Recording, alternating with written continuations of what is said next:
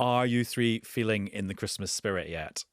I reckon I am. So I had lunch earlier and I thought, am I in the Christmas spirit? And then I saw that sprouts were on the menu and I got them. So I think that is tilting over the edge, even though I think it's a bit early for Christmas music.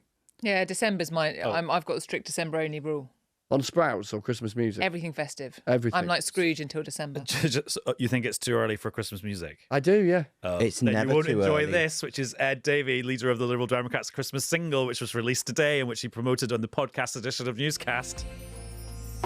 Ebbs and flows, forgiveness grows in collective harmony. Held together we stand, walking hand in hand.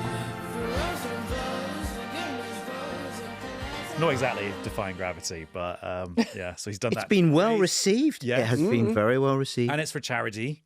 It's to raise money and awareness for young carers. But then it made me think, what other politicians come to mind when you think about singing? It depends if you think about those karaoke sessions at the party conferences. I mean, people who are Quite like a officially few. legit singing, not like at the end of it drunkenly at the end of a party conference day. Well, you've got some musical types like in the SNP. Well, I was going to say Andrea Jenkins. Oh, Dame Andrea Jenkins. Dame Andrea Yes. Jenkins, former Tory MP and former opera singer.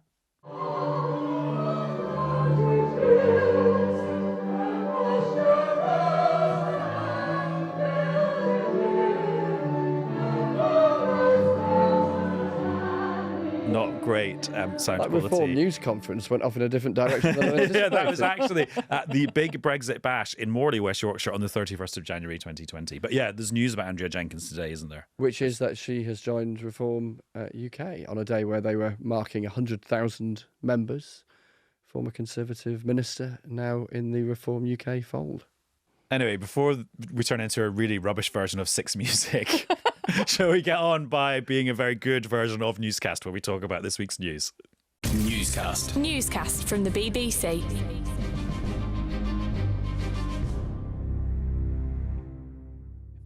Hello, it's Adam in the studio. And it's Chris in the studio. I was more thinking Fairy Tale of New York and all that rather than seeking to be critical of, Ed Davis' attempts at singing. hello, it's Alex in the studio. Hello, it's Nick in the studio. That's Well, good, yeah. Nick. I want to be an opera singer. Yeah. You're allowed to have I just wish I had my sleigh bells to ring Absolutely. alongside that, so it became a everyone's trying to get to the Christmas number one. I might have that made it into a ringtone. Could be Do number we one. still have? Can you still get ringtones? Does anyone phone? Yeah, exactly. No one phones me. Anyway, right. Let's talk about immigration statistics, which were out today. And I mean, they're always interesting, but like today was like a whopper of interestingness. Yeah, it was, wasn't it? Because what you end up getting with immigration numbers, and this kind of is something of a pattern that can still end up surprising every time because of the nature of how it works, is that you get a new set of numbers, but you also get a revised set of the previous set of numbers. And so inevitably your eye is drawn to what is the most noteworthy of the two things, which isn't necessarily the new number, but a revised number, which is therefore new. And it is that number, that suggestion in the revised ONS numbers, that there was this massive uptick in net migration in the year to June of 2023. I think I'm getting my dates right there. Yeah. Of net migration of nearly 1 million, just under 1 million. And then the context, and we've talked about this before, of course, on Newscast, is you've had this decade of a massive gap between the words, the promises on immigration and the numbers, where you've had Prime Minister after Prime Minister after Prime Minister making a range of promises from getting it down to the tens of thousands. That was the David Cameron promise, the Theresa May promise.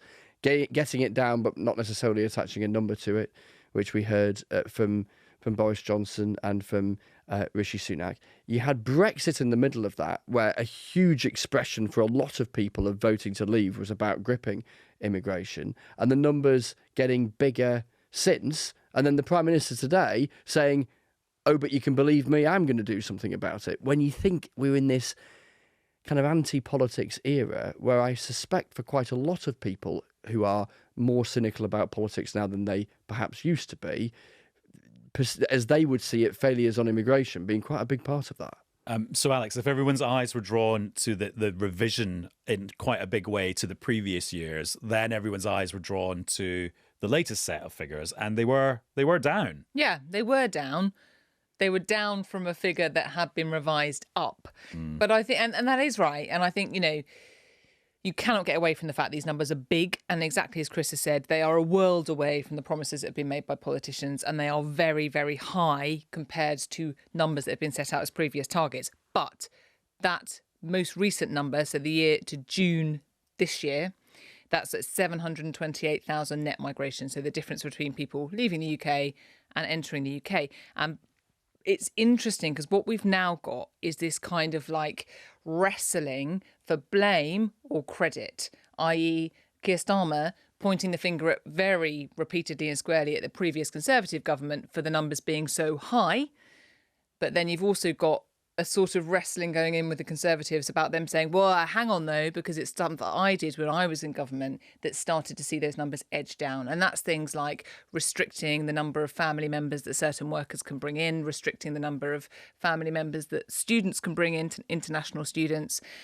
So they are pointing to some of that, saying this is why it's starting to fall. But I think what you're going to have, and what we've already seen in the wake of these figures, is that immediate who wants to point the finger of blame and who wants to claim any credit, despite the fact they're still staggeringly high. And what is interesting about Keir Starmer, and it's sort of a bit of a crude political analogy, and I'm aware that I have to be careful about using crude political analogies because we're in the presence of a doctor, not Dr. Forsyth, over in the corner who'll sort of call me out. Absolutely. Just don't have a heart attack on my watch, Nick. I Okay, wouldn't that know would what be to orcs, wouldn't it? But essentially what Keir Starmer was doing was attacking the Conservatives from the right. He was essentially saying this has been an unannounced experiment in an open door policy that hasn't worked. Now, why is Keir Starmer doing this? He is doing this because he is watching what is happening across the globe. Why is one of the main reasons why the Democrats lost the White House? They were perceived not to have had a strong border policy on the border. Why was Keir Starmer talking to Chancellor Olaf Scholz of Germany this afternoon? Because he is in real trouble on this issue of immigration. So Keir Starmer knows globally, unless you grip this, you're going to be in trouble. And domestically, he knows that he's probably thinking maybe the next challenge at the next election, will it be from the Conservatives or will it be from Reform or will it be from Nigel Farage? So he knows he's got to be seen to be gripping this. And Starmer's formulation at that quite unexpected news conference, because you don't get a Prime Minister's news conference every time these figures come out, normally because they'd rather pretend they didn't exist. The idea that it was an unacknowledged experiment in open borders is just such an upgrade on the language you'd expect Keir Starmer to use about the previous government, like loss of control or took their eye off the ball or let the backlog grow. He was obviously just trying to create a very, very vivid kind of caricature of what had happened. And he was basically put on the back foot by Brexit because he campaigned for Remain and then he wanted a second referendum and said he would have campaigned for Remain again. And essentially what he's saying is that in the Brexit referendum, the optics was the numbers will go down. The small print was it's just about control. And the reality was the numbers went up. So he sees an opportunity there. But then you've got two now, as he has described them, central missions for his government, Keir Starmer's government. One is delivering economic growth, and the other, as he said today, is significantly cutting immigration. Now, the two things, of course, overlap. Part of the motivation to have a more liberal immigration policy was all about filling in gaps in the labour market. So how do you try and deliver a reduced migration number and economic growth when you're pointing to both of them as metrics by which you seek to be judged? And are they mutually exclusive? Exactly that. And Chris, let's hear how you posed this question to Keir Starmer and how he answered it. The UK appears to have become addicted to immigration, despite the fact that millions of people for years and years have indicated that they wanted to see the numbers fall.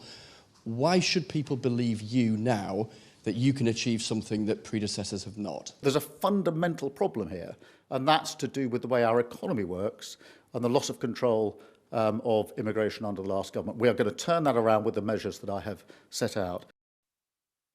Now, it's interesting because I think to use the language that Keir Starmer used today when he was talking about what he perceived as the Conservatives' failure when it came to immigration, it comes with a political risk. He's obviously doing it for the reasons you set out, Nick, because he needs to be seen to be getting a grip of it. But the risk being that if he doesn't deliver on it now. He can be accused of what he has accused the Conservatives of. And I think delivery, as I often say, is the absolute key on this one. For the reasons that Chris has set out, economically, it could be tricky to kind of square the circle.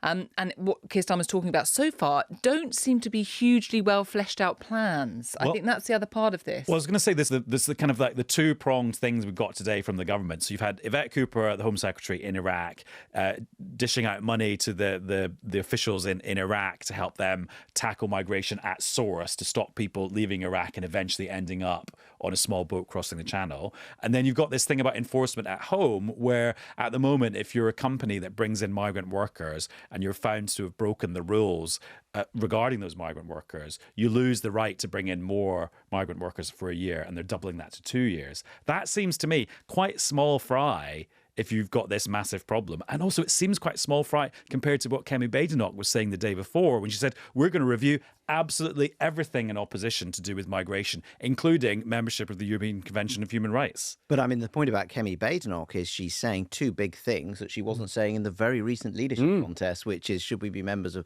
the European Convention on Human Rights, and should you have a cap on the numbers? That's not what she said in the leadership contest. We talked about Andrea Jenkins joining Reform and not singing. What did you make of how Nigel Farage handled this today? I thought did what you would expect Nigel Farage to do, which was to seek to articulate in sentiment how many people, particularly those who are drawn towards his message, feel about the consequences of immigration. So inevitably, to a degree, between the big two parties at Westminster, you're going to have a tussle about numbers and then a tussle about policy prospectuses for dealing with it. As Nick was saying, this Conservative idea, Kemi Badenoch, of a strict cap, albeit one which they're not putting a number on yet. Probably sensible given how far away the election is, but given they're talking about a cap, we should point out they're not actually attaching a number to it. Whereas Nigel Farage talked in sentiment, talking about consequences, about a doctor's appointment or how busy the roads might be, and I suppose in that sense tapping into that knack that he's often had of humanising a set of spreadsheets, if you like, that we're all talking about. And in terms of Labour's plans, I've seen a few things starting to float around, including in Laura Kay's newsletter that she sent out tonight, about there's going to be a big Starmer speech quite soon. It's going to set out a sort of blueprint for how he's actually going to deliver on these priorities. We're going to get a lot more kind of flesh on the bones. Yeah, we're going to get that speech next week. It's kind of been pointed to in loose terms for a couple of months, I think, as they try, and these things are never... something runs up until a particular point, then it stops, and then another thing does. It's more of a crossfade. But as they try and build on that first sort of 5 or 6 months of them talking about, as they do, fixing the foundations, a lot of that in crude political terms is blaming what went before. And we had a fair smattering of that from the Prime Minister today, to trying to sort of build a sense of how they seek to be judged against what they have set as their own benchmarks as we head into next year. And I think we'll get a bit of that next week. And there's also going to be what is billed as being quite a big Rachel Reeves speech, which is going to be the first look into the spending review. So in the recent budget, we had the budget and a 1-year spending. The one in the spring on spending is going to be a 2-year spending review, the more traditional sort of Gordon Brown style spending review. And as I understand it, what they're going to say is they want to take a completely different approach to how you do a spending review. It's very much going to feed into, off the back of the themes that you're talking about. It's very much cross-departmental. And as it was put to me, is if you're a spending Secretary of State and you go to see Darren Jones, who will run a spending review, and you say, I'd like money for this, he will say to you, OK, that's fine. So come out of your silo. How is that going to benefit the 5 strategic aims that this government has? You've got to be talking across the piece. You can't just be saying it's really good for my department. So that's billed as a completely different approach to how you do a spending review. Just don't call either of them a reset. Well, I was about to ask you that, Alex, because they will be hoping that we all go, oh, look at these bold new plans from Labour. They're finally getting a grip after maybe a couple of rocky months at the start. But there's an equally big chance that we'll call it a relaunch or a reset. I think a lot of people will interpret it that way for sure. But I think what the genuine challenge of a lot of what they're attempting to do here is to make it translatable and relatable to the public. Because I think part of the problem for Keir Starmer is whatever he set out in terms of his missions or his steps, and however many you want to count, some of the problem in the initial stages of his government has been about selling a narrative or explaining to people when things are going to start getting better, how they're going to start getting better, why people should believe in the choice that they made at the general election. And I just wonder if this is a bit of an attempt to do some of that, but don't call it a reset. Yeah, and an attempt. I was talking to a cabinet minister about this the other day. I think for them to try and get off the defensive, so away from a scenario where they've found themselves defending things that, and this is inevitable for any government at any time, but where they're failing to find space, some are saying, to set out what they would see as their positive agenda, as opposed to spending their entire time answering questions about inheritance tax on farms or winter fuel payments or whatever it might be. And then talking about distractions, and I mean, it seems, I don't mean to call it a distraction as in it's a minimal thing, but it's a thing that eats into time. And talking about other things is the vote on assisted dying in the House of Commons on Friday. Before we delve into the politics, Alex, do you just want to do like the public service thing about what MPs are actually voting on Friday and like what this means? Yeah, so it's the first vote in what, if it goes through on the first vote, will be a longer parliamentary process, which is. And of course, the first vote is called the second reading. I know, just to really make things confusing. But it's a first proper indication of whether MPs in the House of Commons support the notion of introducing a new law which would give people the right to access assisted dying, with some parameters around that, which is about people that have got a diagnosis of a terminal illness with 6 months to live. And what the people that are putting forward this bill say is there would be safeguards around that, which would involve 2 doctors and a judicial process before it came to pass. But that's the kind of nuts and bolts, this first very important indication of whether MPs think that is a good idea or not. In England and Wales. In England and Wales.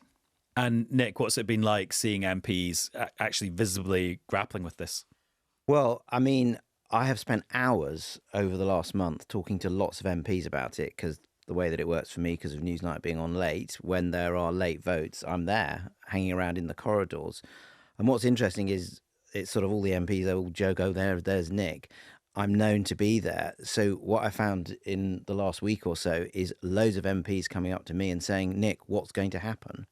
So the fact that they don't know and they're coming up to a journalist to say what is going to happen, means that I think we should be very wary of making any predictions. But what I can tell you from chats, and this is not formal briefings, but from chats, is that on the Kim Leadbeater side, so that's the side promoting the bill, their view is that if everybody who is pledged to them sticks with that pledge and turns out, then they will win. The view on the anti-bill side is that they think they are behind at the moment, but they're behind by low single figures, as it was put to me. But their hope about how they might prevail is the large numbers of don't knows and undecideds. And their view is if you don't know and you're undecided on something as big as this, then you are uncertain. And if you are uncertain on such a monumental change, then they hope and think there may be a reasonable chance that those uncertains become no's, and that gets them over the line. And the argument and the persuasion over the uncertains, as is always the case on the eve of a vote, is the big thing right now, with those on the pro-change side making an argument that says, if you're uncertain, say yes at this stage, because there's lots of further opportunity for discussion, etc., etc. And those on the keep things as they are stage, who don't want to see this law change in this way now, making exactly that point, saying, look, this is so profound that if you're uncertain, you should reject it. And that hope that the more that those who are uncertain are exposed to the arguments, the more that uncertainty, so goes the hope of those on the no side, might solidify in those minds. It's just so fascinating to watch this, because I think when you look at this, the way that Westminster and Parliament normally works is MPs are told what to do by their party, the whip, right? And this is one of those very rare moments where it is an issue of huge, potentially profound consequence, where MPs are being asked to do really their absolute job, which is represent views, which is make decisions in Parliament, represent their constituents. But without the structure of kind of party discipline and clear messaging around it, I think some are really quite struggling with the kind of enormity of the decision, lacking but the usual personal stuff choice. you would get from legislation, like an impact assessment or a white paper that laid out options, or briefings from ministers and government department officials to help you understand it. And that has been really difficult for the newly elected MPs, and particularly the newly elected Labour MPs. And the message I've got from a lot of them is this is too soon and it's too big. And what has surprised a number of people is the quite high number of the new MPs who have problems with this for the reasons that you talk about. It's a huge thing to contemplate so early on. The other thing that I've just been struck by on a very human level, and I thought you were about to say this a moment ago, actually, Nick, and I'm sure you've had a similar experience, is that compared with the million and one other topics that the likes of us talk to MPs about the whole time, that when you start talking to so many MPs, whatever their view is and however firm their view is in any direction or the absence of firmness, it becomes a long conversation because of how significant, how deep, how profound, how moral it feels to so many, and that sense that whatever the outcome at this delightfully billed second reading, that unlike a lot of other issues, it's the sort of thing that will get quoted back to them in 10 years' time, in a way that for a lot of other things, not everything, but a lot of other things, it kind of quickly becomes water under the bridge. And what is interesting are the preparations that are going on behind the scenes for the actual day of this vote. As I understand it, 170 MPs have said that they would like to speak. This can last no more than 5 hours, but will probably be less than that so that the voting can go through in a sensible way. And because it's not a government bill, it doesn't have what's called a programme motion, so there's no time limit. So Chris Mason MP could stand up and speak and speak and speak. Well, that's what I was going to say, speak. because I remember my old days of being a political reporter and watching these private members' bills going through. And actually, quite often, they could be sort of filibustered, as they'd say in America. You can just like fiddle with the parliamentary procedure and make sure there's no time left. Well, and this, sort of stymie it that way. this is evidently behind the scenes being dealt with. Because To prevent that happening. what Lindsay Hoyle, the Speaker, is saying to everyone behind the scenes, and I wonder whether he might say this at a statement at the beginning, is this is a huge moment for this Parliament. The nation is going to be watching us very closely, and we need to meet the moment, is the message that is coming out from the Speaker. So whilst you may have the power to speak for a very long time, I think the view would be that to show respect for the deeply held views, it would be sensible if MPs, limit their speeches. And what is interesting is what the Speaker's mindset would lead him to do for this reasoned amendment that has been put forward. The reasoned amendment is regarded by Kim Leadbeater's side as what's known as a wrecking amendment, because if it was passed, I think it would put it into a commission, which means that the bill would die. And the Kim Leadbeater side are hoping that because the Speaker wants this to meet the moment, that Parliament should have a very clear choice. Yes or no, this carries on or it doesn't carry on, and it's on a very clear vote rather than it being knocked out through some sort of procedural motion. And then it's interesting how it's just the conversation has appeared to those of us in the outside world who aren't hanging around in Westminster all the time. And it's basically taken the form of big names saying whether they're in favour or against. So on Thursday morning, you got David Cameron, former Prime Minister, Lord Cameron, Dave, writing in the Times saying he'd actually changed his mind because he'd been an opponent of it before and now in favour of it. And he said actually it was all the caveats and the guardrails put around the legislation that had convinced him this time. But then 3 former Tory Prime Ministers, Liz Truss, Theresa May and Boris Johnson, saying no. But we don't quite know yet for definite what Keir Starmer's going to do we? Well, we have an idea, but completely. So he has insisted on studiously ducking any opportunity when presented, including in his news conference on Thursday, to set out his view. He did say a couple of weeks ago on his trip to Rio that he would be voting. So, of course, there would have been the option of finding something else to do on the day. But no, he will be voting. And when he is asked, he does tend to sort of pivot back to his experience as Director of Public Prosecution. Well, you know what? Let's hear him at the news conference at Downing Street today. And this is how he actually did it. The vote is coming up tomorrow, obviously. The government is neutral on this, and it is a genuinely free vote for all members of Parliament, and I don't want to put pressure on them. I've obviously got a huge amount of interest and experience in this, having looked at every single case for 5 years that was ever investigated. I will therefore be casting my vote tomorrow. You know what? I thought that was really interesting because all the guidance from Downing Street is the Prime Minister will not be saying anything about this. Yeah. And the first you'll know how he votes is when he casts his vote. Yeah. And then what did he say at that press conference? I looked at every single case at this when I was Director of Public Prosecutions. And what happened when he looked at every single case for 5 years? He changed the guidelines. Yeah. And the guidelines meant that if you were acting out of love to help somebody do this, you wouldn't be prosecuted. If you coerce somebody, you would face the full force of the law. As a result of the changes to those guidelines, I think there have been no prosecutions. And in the last debate on this in 2015, the newly elected Keir Starmer stood up in the debate and said how those guidelines had persuaded him that he should vote in favour of assisted dying. He was giving us pretty strong indication Completely. of And- how his thinking hasn't changed. Yeah, exactly. And he did something similar on the trip to Rio to the G20. And he manages to put full stops between each thing. So he's not saying so or therefore or any kind of linking phrase, but the evidence is there if you look to it. And it would clearly be really quite something given that backstory, if you like, if he was to vote no.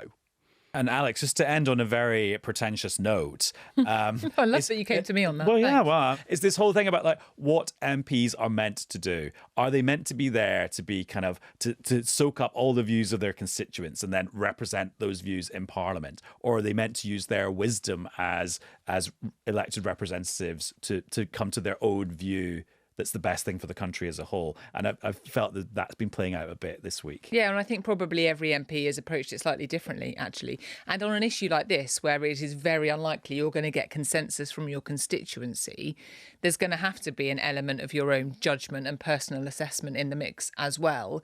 And I think that is part of the reason that some of them have found it quite difficult.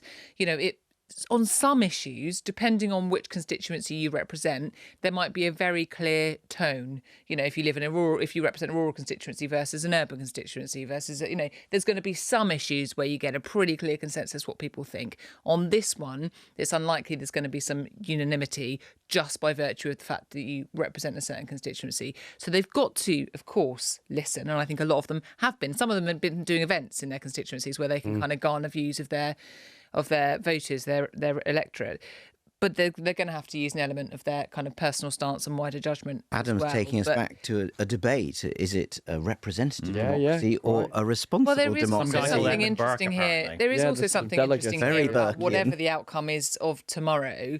You know, it's hard to assess this, and we know polls are polls in the way they are. But there is also a question here about however things go on Friday, does that represent the wider view of the public or not? And if ever there was a day to watch BBC Parliament, it'll be tomorrow, because also people will bring up incredibly emotional stories about their own lives, because that's the other thing that happens when you talk to anyone about this. Like, lots of people have experienced it, and that's informed their views.